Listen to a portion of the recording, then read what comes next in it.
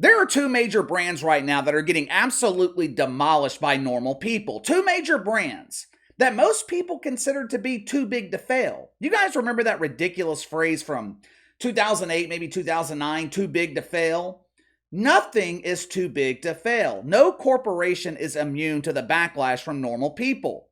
These corporations are figuring out that you cannot serve two masters. Some of them are figuring out that they have been worshiping the wrong God. That woke oak tree that is sitting in your backyard, that does not have mystical powers. It cannot perform miracles. The only thing the woke oak tree is good for is providing wanker spankers with a steady supply of fresh nuts. Other than that, it's completely useless. The two brands that I'm talking about are Bud Light and Fox News. For the first time in 2 years, and probably one of only the handful of times in the last 20 years, Fox News is no longer the #1 network in cable news. Well, KC, did CNN take the top spot? CNN? CNN is barely competing with Newsmax. Things have gotten so bad at CNN, they are now in competition with Chris Cuomo and News Nation. Hey, it's me, Chrissy C. Right now, MSNBC, the most watched network in cable news. Fox News has been bleeding millions of viewers since the firing of Tucker Carlson. Normal people took that firing personally. Sean Hannity's okay, but he's kind of a corporate shill. Sean Hannity is predictable. He likes to play it safe.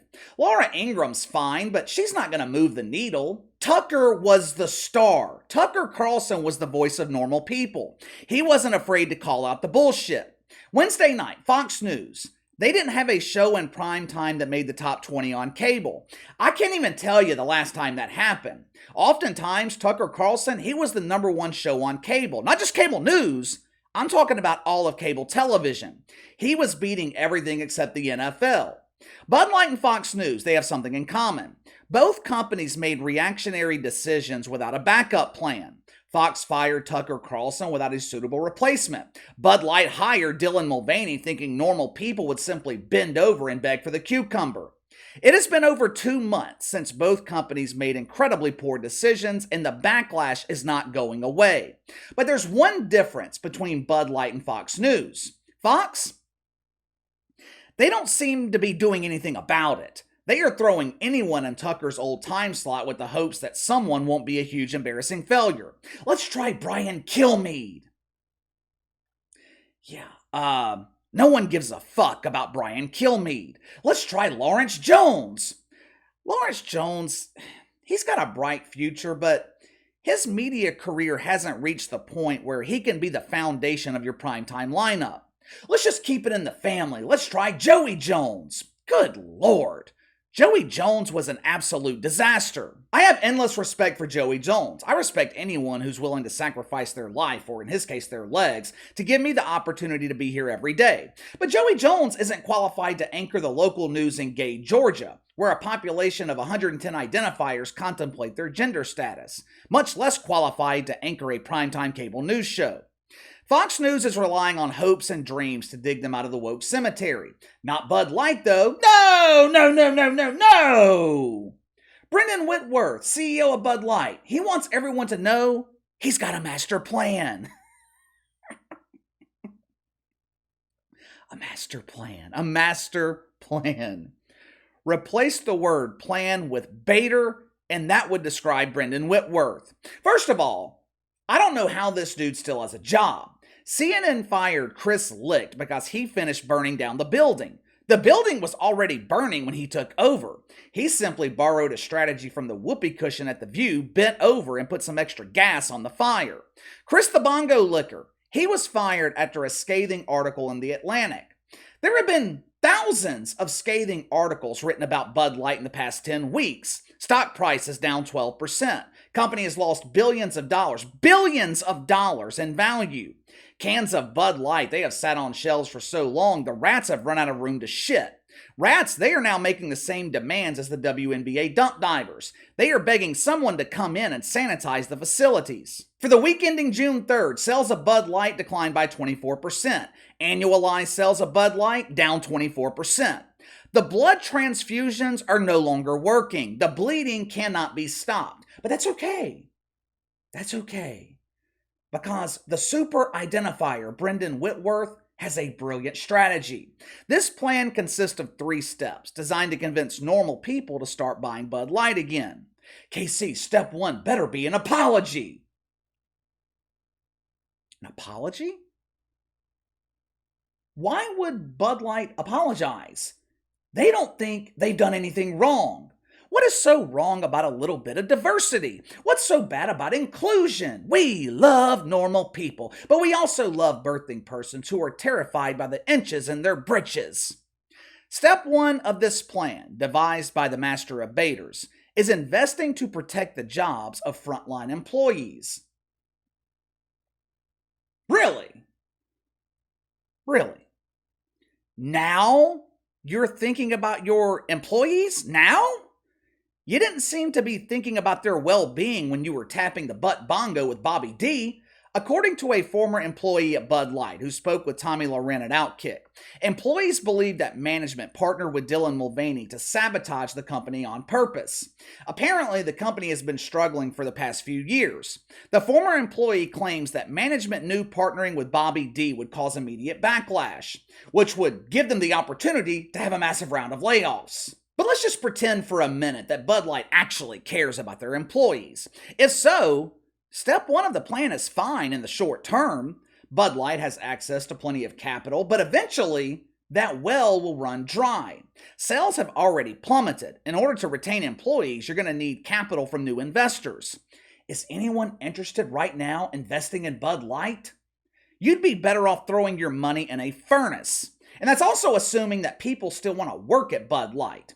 I would imagine there's a lot of normal people who work at Bud Light. In the past, they were probably proud to work there. But I'm sure that pride was pushed to the side when Bud Light decided to flaunt their gay pride. Step 2. Providing financial assistance to our independent wholesalers to help them support their employees.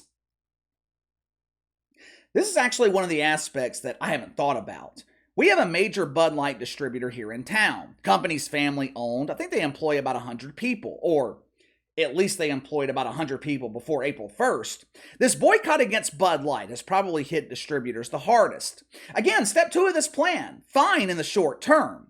But Brendan Whitworth, he is still overlooking the most important part of this equation: consumers. So far, his master plan has failed to address the people that keep Bud Light in business, which leads us to step 3. Oh, step 3. This step will surely convince you to toast those buns and prepare for the woke wiener. I'm going to read step 3 verbatim. To all of our valued consumers, we hear you. Our summer advertising campaign launches next week. You can look forward to Bud Light reinforcing what you've always loved about our brand. It's easy to drink and easy to enjoy. Brendan Whitworth, he also made a commitment. He is dedicating all time and resources to brewing bottom shelf beer and earning their place in moments that really matter. Oh, that sounds so nice and sentimental. I have yet to see the 2 words that normal people have been waiting to hear for the last 10 weeks. I'm sorry. Of course, and I'll steal some lyrics from One Republic, it's too late to apologize. Perhaps Bud Light should have been focused on producing beer instead of being focused on bearded beauties. CEO Brendan Whitworth, he is hitting the road this summer. Bud Light is one of the major sponsors of Major League Baseball. Well, that's a match made in heaven. Bud Light's in a relationship with Dylan Mulvaney. Major League Baseball, they are collaborating with the Mister Sisters. Brendan Whitworth, he will be touring baseball stadiums this summer across the country. Why? I want to speak with my customers. I want to hear their concerns and let them know that I am pretending I actually give a fuck. Clearly, Brendan Whitworth hasn't been paying attention. Let me show you how Bud Light is being received by fans of Major League Baseball. Roll the film.